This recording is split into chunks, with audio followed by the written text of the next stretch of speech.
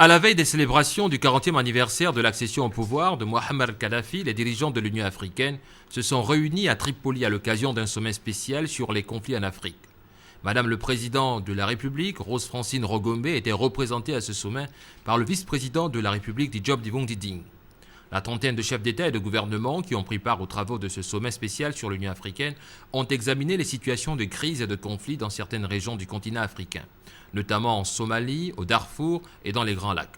Les dirigeants de l'Union africaine ont souligné la nécessité de garantir une avancée rapide dans les efforts visant à réaliser la paix, la sécurité, la justice et la réconciliation au Darfour.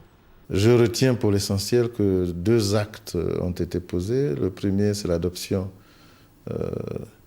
de la déclaration dite de Tripoli.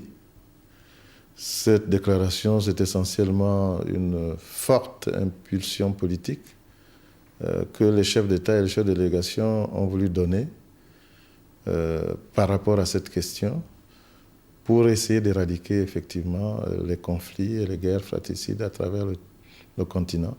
Ceci, bien entendu, à plus ou moins longue échéance. Ce n'est pas des choses qui pourront être résolues immédiatement, mais je crois qu'il était important effectivement qu'une forte impulsion politique soit donnée par rapport à ce problème. Le deuxième acte concerne l'adoption d'un plan d'action. Un plan d'action par rapport à cette question. L'avantage de ce plan d'action, c'est qu'il passe en revue, bien entendu, la situation de chaque pays ou de chaque conflit. Et relativement à cette situation, il y a des recommandations et des actions concrètes qui sont proposées.